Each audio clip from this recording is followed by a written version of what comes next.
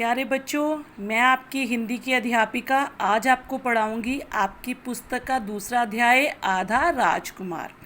तो आइए पढ़ते हैं हम इसे। एक राजा था, उसके 7 बेटे थे।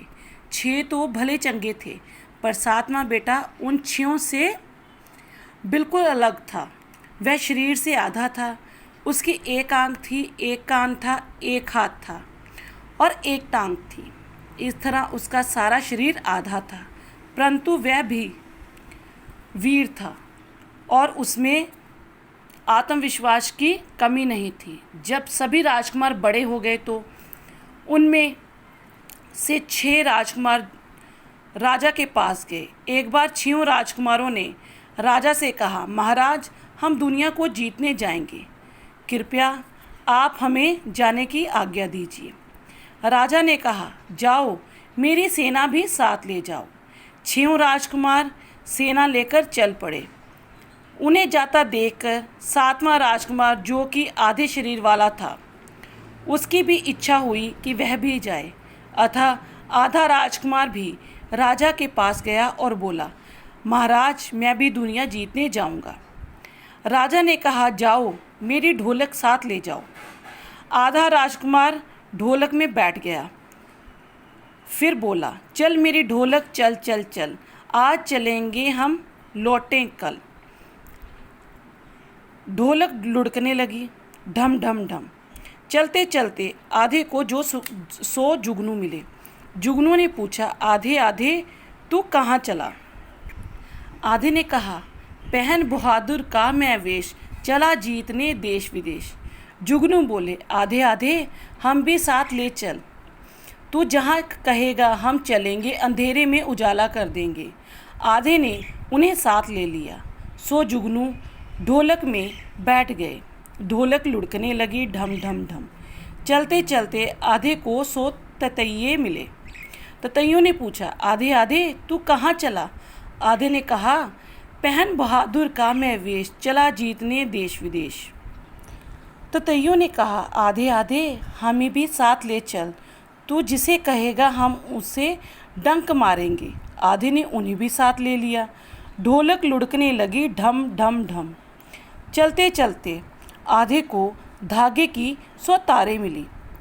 तारों ने पूछा, आधे आधे, तू कहाँ चला? आधा बोला, पहन बहादुर का मैं वेश, चला जीतने देश विदेश। धागे के तारों ने कहा, आधे आधे, हमें भी साथ ले चल। तू जिसे कहेगा हम उसे बांध देंगे।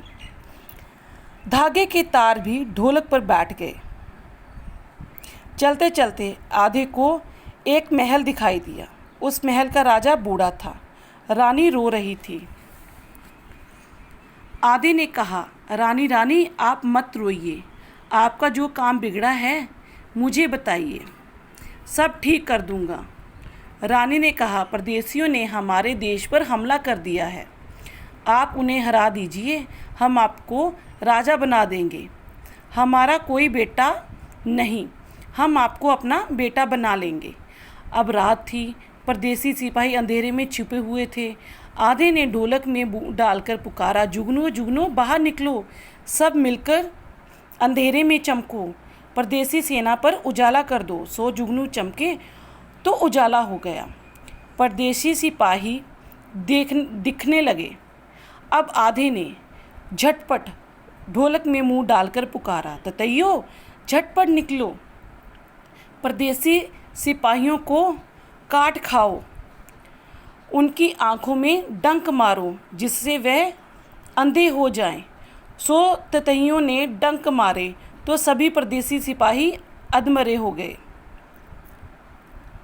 अब आधे ने झटपट ढोलक में मुंह डालकर पुकारा, धागे की तारों, झटपट निकलो, परदेसी सिपाहियों को बांध लो। धागे की तारों ने तुरंत आदेश का पालन किया।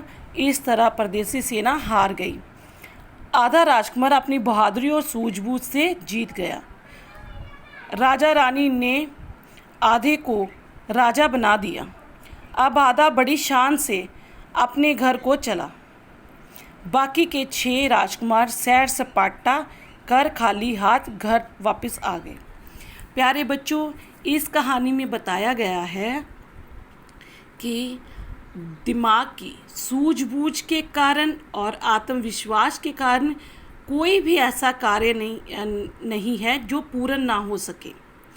आधा, चाहे वो शरीर से आधा था, किंतु उसने अपनी सूझबूझ के साथ अपनी समाज में शान बनाई, जबकि एक पूरे अंग संपूर्ण उसके भाइयों ने कुछ ना करके मुंह लटकाए महल में वापस लौट गए। इसलिए मेरे प्यारे बच्चों, हर व्यक्ति में आत्मविश्वास होना बहुत ज़रूरी है। धन्यवाद।